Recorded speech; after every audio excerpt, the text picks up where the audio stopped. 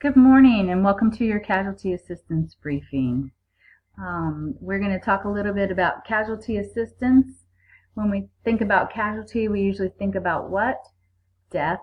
But today we're going to talk to you about casualty benefits and entitlements and how the Casualty Assistance Office can help you take care of your loved ones.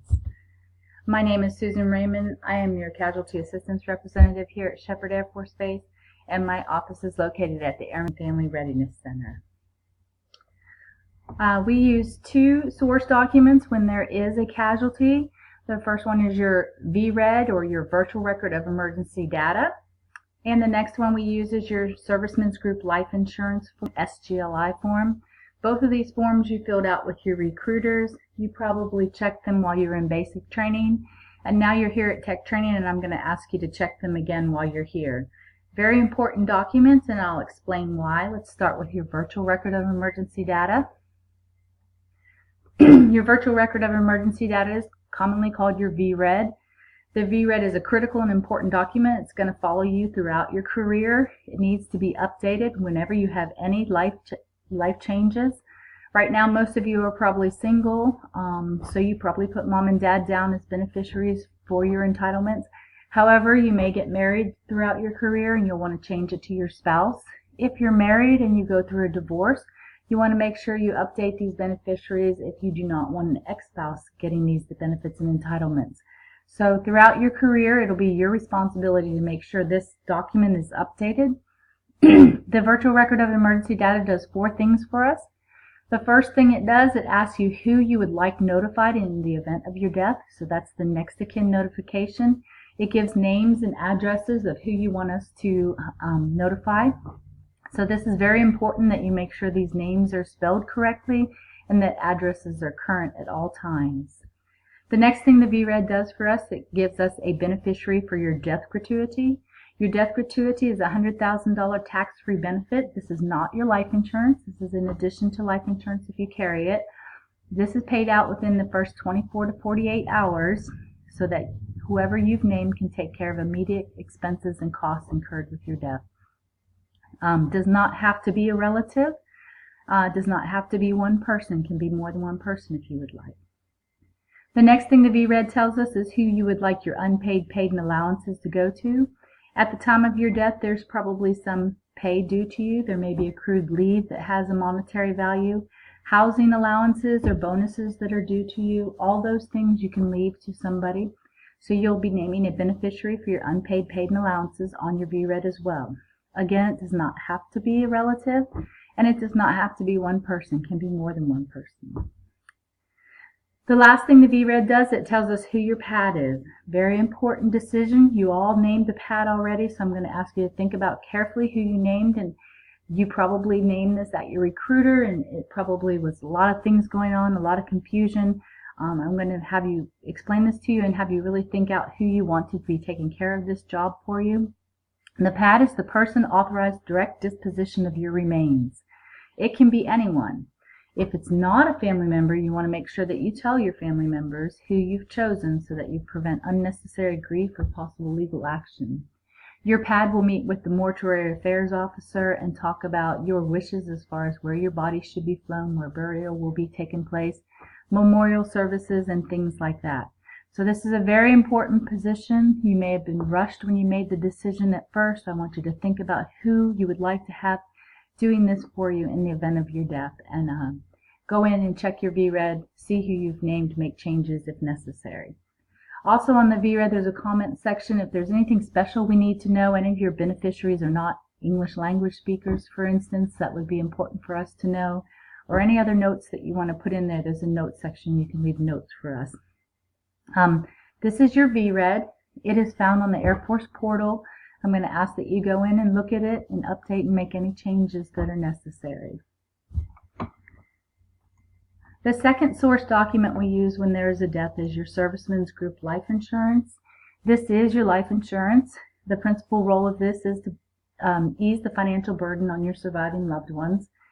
You can elect coverage in $50,000 increments up to $400,000. And it's a very low cost, very good deal for you. It's $28 a month for full coverage plus $1 for TSGLI.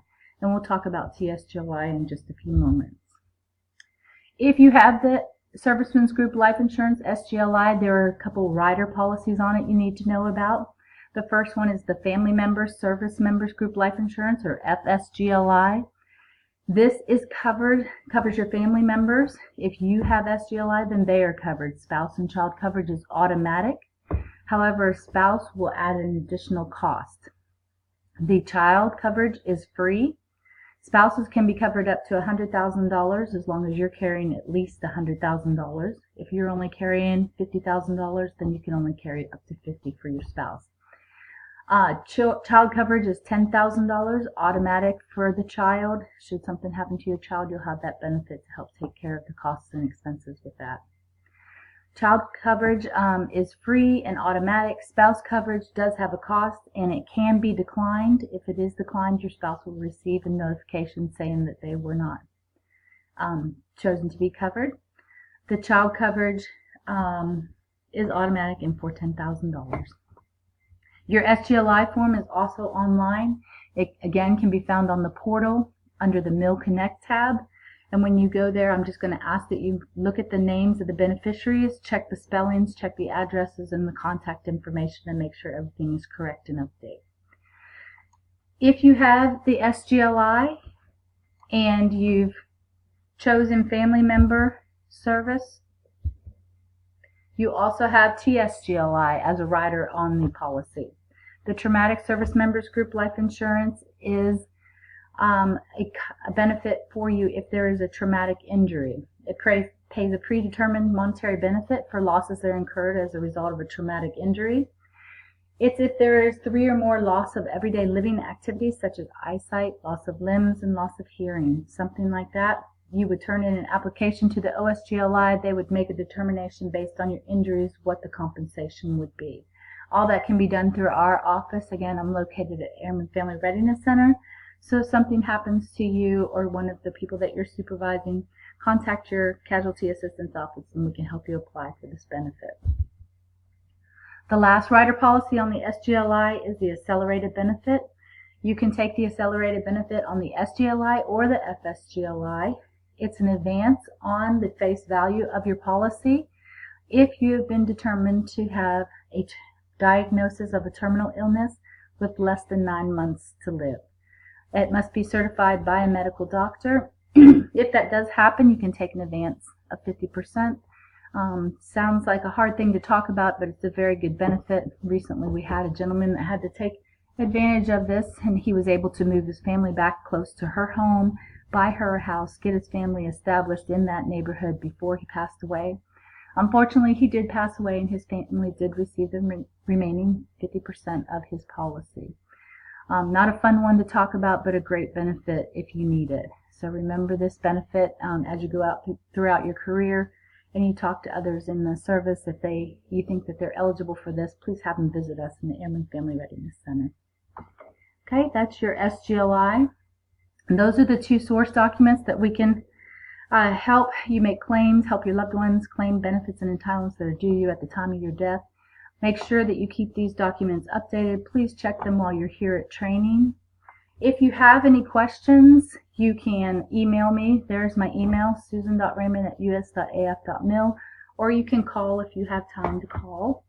Again, I'm located in the Airman Family Readiness Center, and I'm in Building 960, Room 124. My hours are 7:30 to 4:30, and my phone number is there for you to call. If there are no other questions, this is your casualty briefing. Welcome to Shepherd Air Force Base, and I hope you have a successful time while you're here at training. Thank you.